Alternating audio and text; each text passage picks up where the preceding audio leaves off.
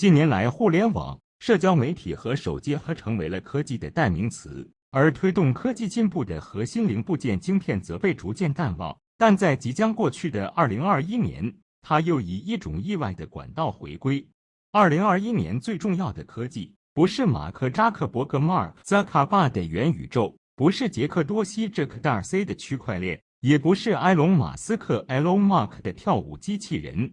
它是几十年来推动科技行业进步的一个重要零部件，它能让机器每年都变得更快、更高效。毫无疑问，它就是晶片。近年来，一种逐渐被人们淡忘的科技。在过去的10年里，随着互联网、社交媒体和手机的崛起，电晶体的重要性似乎已经淡出人们的视线。与英特尔的晶片相比，谷歌的搜索、亚马逊的电子商务，或者 Facebook 的费成为了矽谷的代名词。晶片重新回归视野，但在即将过去的2021年，晶片重新回归人们的视野。从 iPhone 手机和 PlayStation 游戏机到汽车和超声波仪，几乎所有这些东西的用户都意识到一个被淡忘的现实：这些产品都需要晶片，但我们却无法满足所有的需求。其实，晶片的繁荣和萧条并不是什么新鲜事，但今年前所未有的严峻危机让我们意识到了这个问题的严重性。今年的晶片短缺表明，该行业已经变得多么全球化，对其他行业的影响多么大。与此同时，它也刺激了各国建立国内制造业，以确保一定程度的自力更生。晶片短缺是在今年年初出现的，当时汽车制造商率先抱怨，他们没有足够的晶片来满足快速复苏的市场需求。结果，这种晶片短缺导致汽车公司今年的销售额减少约2000亿美元。其他行业也同样绝望。超声波机供应商 Fujifilm Zansai 之前购买一款晶片的价格是1.49美元，而今年不得不付出65美元的高价。即便是拥有卓越供应链管理经验的苹果公司，也无法毫发无损。苹果表示，由于供应限制，该公司上个季度的营收损失了60亿美元，而本季度的损失将再次超过60亿美元。晶片制造耗资耗时，为什么供应商就不能生产更多晶片呢？今年的困境表明，晶片制造是一项既耗时又昂贵的冒险行业。建造一家晶片制造厂至少需要2年至3年的时间，成本轻松达到100亿美元或更多。例如，台积电将在3年内投入创纪录的1000亿美元来扩大产能。本周有报道称，该公司可能投资290亿美元用于2纳米的制造。此外，台积电现时还在亚利桑那州建造一家工厂，预计投资120亿美元，但该工厂要到2024年才会批量生产。当前，台积电是全球最大的晶片代工厂，控制住全球半导体制造业务超过1半的市场份额。各国争相建立晶片产能，第2大晶片代工厂商三星拥有约17%的市场份额。由于市场份额过于集中，促使世界各国政府纷纷开始在国内建立晶片产能。例如，中芯国际正在深圳和上海新增新的产能。日本政府支持台积电在熊本县建立一家新工厂，索尼将参与投资，而德国将迎来一个新的英特尔生产基地。美国方面，除了台积电在亚利桑那州的新工厂外，三星还将投资170亿美元新建一家晶片制造厂。此外，英特尔也将投资200亿美元，在亚利桑那州新建2家工厂。在印度，该国仍然缺乏晶片制造生态系统，但政府正试图通过提供财政激励来发展晶片制造业务。晶片短缺影响还将持续数年，虽然各国和各厂商都在积极建厂，以扩大产能，但真正投产尚需时日。台积电 CEO 魏哲嘉今年4月曾表示，一些关键电晶体的短缺问题将至少持续到今年年底，甚至是明年。高通 CEO 里斯蒂亚诺·阿蒙 Cristiano Amon 预计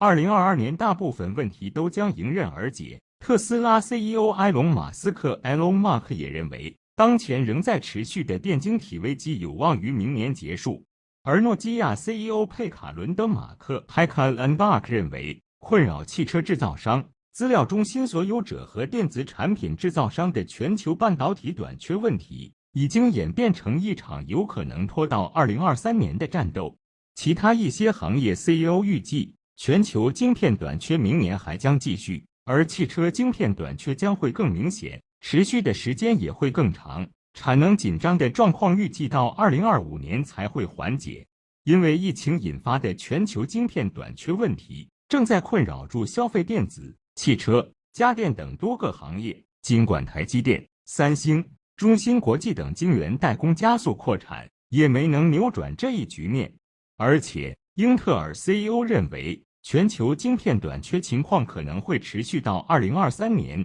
在这样的背景下，今年早些时候，英特尔官宣将亲自下场做代工。英特尔重返晶圆代工行业。在今年3月下旬，英特尔首席执行官帕特基辛格宣布，英特尔将斥资200亿美元在美国建2座晶圆代工厂，进而提升其先进晶片制造能力。并且，英特尔表示将向外部客户开放晶圆代工业务，这意味着英特尔将在晶圆代工领域直接与台积电、三星竞争。而英特尔的目标也的确是赶超台积电。按照英特尔之前公布的晶片制程工艺升级路线图，它的计划是在2025年追赶上台积电的晶片制造技术。为了实现这一目标，英特尔制定了详细的计划，并且推出了庞大的 IDM 2.0战略，大力推动自建工厂。根据驱动之家此前报道，英特尔在欧盟布局的计划为未来10年投资950亿美元，约合人民币6000亿元，建立晶片工厂。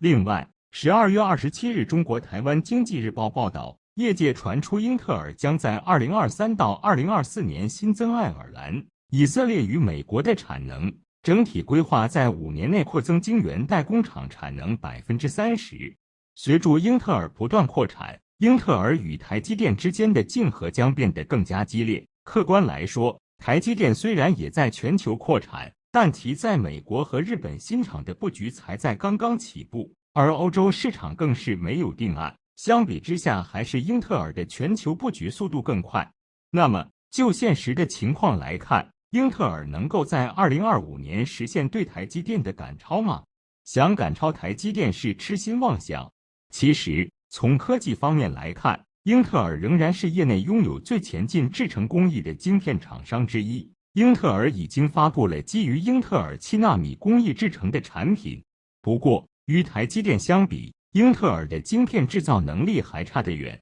现时，台积电已经能实现第2代5纳米工艺晶片的大规模量产，并且从台积电高管透露的资讯来看，其3纳米、2纳米工艺的研发也一切顺利。众所周知，摩尔定律已经接近极限，先进制程的推进愈发困难。在英特尔追赶台积电的同时，台积电也在奋力奔跑。因此，单纯的从科技方面来看，英特尔想要在2025年追上台积电难度非常大。另外，台积电作为全球第1大晶圆代工厂，也并非只是在科技方面领先英特尔，在产能和客户资源方面亦是遥遥领先。